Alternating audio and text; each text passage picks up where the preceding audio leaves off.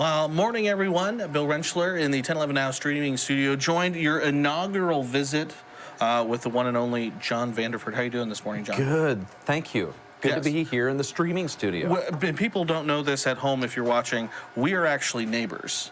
So John's desk is about 10 feet That's right. over there. Taryn's desk is about 10 feet over there. So John and Taryn are always putting up with my shenanigans. Yes, and I my put my noise. headphones on those and crank up the audio sometimes, but no, it's okay. It's great. Yes. You're a great neighbor. Well, you're a great neighbor as well. And it's great because I get to pull you onto the desk to do stories like what we're going to talk about just now. So, John, yesterday, news director Michael Lauber and I were working over here on the desk, and we were looking at a new thing that we installed on the desk, a program called Radar Scope that allows me to, again, do this, show live radar on the desk. And so I noticed, and you may have seen me tweet it out yesterday, but there was some significant radar returns yesterday evening across parts of south central Nebraska. They're still there right now, and you may think, man, like, where are those thunderstorms? What's going on? Those are birds. Wow, that is amazing. And we can see birds and other non-meteorological phenomena on the radar. And so I thought to myself, it must be getting to be that time of year. It's almost time for the Sandhill Crane migration. Yes, it is happening. It is here. It is here, our annual thing. And so I had reached out to the Nebraska Audubon Society to see if they maybe couldn't talk to us. But then it turns out you had already done the same thing, and you actually ran a story this morning about the Sandhill Cranes arriving in Nebraska and what they're seeing out at the Roe Sanctuary and those other places in south central Nebraska. Yeah, and really, as you mentioned, you're seeing all those returns on the radar. You know, it could be snow geese, and it could be sandhill cranes, because both are in the area right now. The snow geese are really huge at the moment, but they're kind of, from what I understand, now I'm not an expert on all this stuff, but I go and talk to the experts, and the snow geese are kind of more the first to arrive. The first to arrive. And then the sandhill cranes come. And so they sort of overlap. I'm told that they don't really hang out too much. They're not friends? They don't really, I don't know if they're not friends, but they just don't really hang out much. But Sandhill Cranes now are starting to come in, from what we understand. And I was actually in Kearney yesterday, and I was out in a rural area, and I heard Sandhill Cranes. And I'm like, where are they? Where are they? Because I looked out in the field, and you know, a lot of people have seen them, and they kind of sit out in the fields and they look for corn. They're looking for other crops, or they're looking for invertebrates, or things like that to eat. I didn't see them, and then I realized, oh, they're up above me. They're flying. They're flying. And you can hear them for, I've been told, maybe a long distance. And so you did a story with, it was Bill Tedekin from the Roe Sanctuary. The Roe Sanctuary, as well as someone who is a big crane enthusiast. So we're going to watch this story. This story actually aired on Pure Nebraska this morning. Absolutely. So we'll watch that here.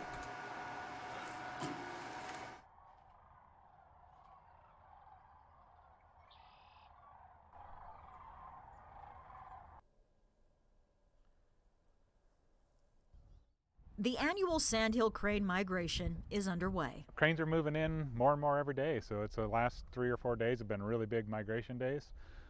Nice, good south winds and warm temperatures. Rivers thawed out.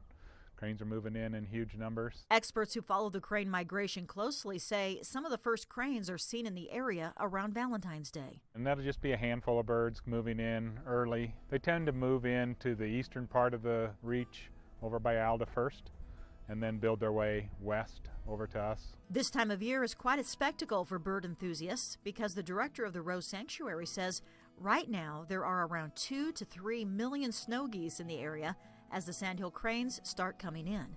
The birds stop in central Nebraska for many reasons. This is the only place in their migration north to their nesting grounds where they can find everything they need to build fat for when they get up to their nesting areas. They need to build about 20% of their body weight while they're here. And then it also provides, the river provides protection, these wide, shallow channels. They stand in that all night long.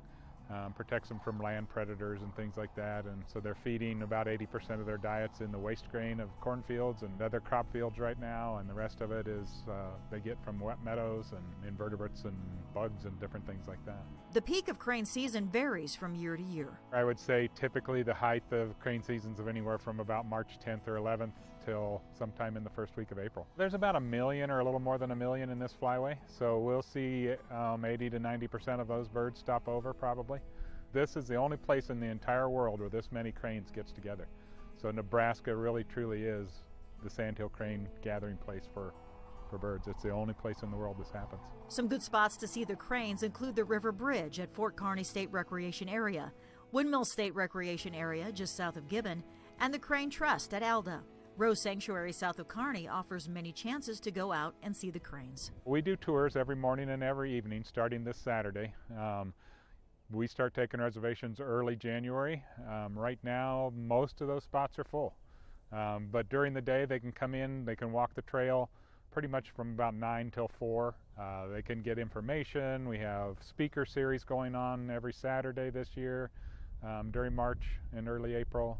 Lots of interaction with our volunteers and our staff to learn more about cranes, and it's just a great time. People have traveled from 60 countries and all 50 states to Rose Sanctuary to experience the cranes. We'll see 35,000 people in the next 6 weeks through our door. And for those people, it's a memorable experience. It's one of my main passions, is just being out and listening to the birds. And it's like, close your eyes and listen.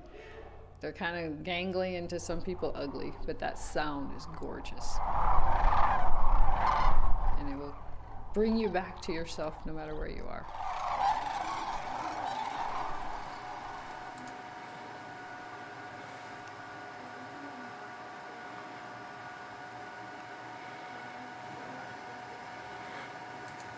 All right, well, that was the story that you ran this morning, John. Again, 1 million birds are going to, just cranes. Yes. Are going to fly through. Yeah, between, they say, 800,000 to 1 million birds are going to be rolling in here. And, this is 80% of the world's population of cranes stop in Nebraska on their way to Canada, or I guess even Siberia.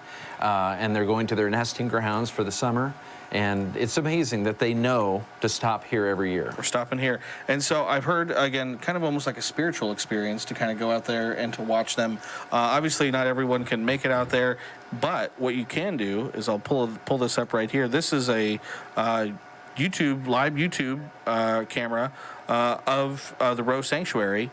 So you can always pull this up and you can check out the cranes there. That is cool. That's fantastic. They have a whole bunch of cameras just around, and if you just Google, crane camera, Nebraska Audubon Society, you'll find this link, and you can watch the cranes, and it bounces around from camera to camera, and it just kind of tilts and pans around. So. And this is live right now? That is live right Happening now. Great. Happening now. So, but... yeah, so pretty neat. So pretty neat thing to see, one of the kind of Nebraska traditions every year, and that's going to be happening over the next few weeks. I think through early April is what Bill said. Mm-hmm. Cool. All right, John, I appreciate you hopping on the streaming desk with us today. Always a pleasure to have you. Thank you. Yeah, it was great. And I'm sure we'll have you on again soon. Sounds good. All right, thanks everyone. Thanks for watching. Make sure you keep tuned to 1011 for the latest news, weather, and sports.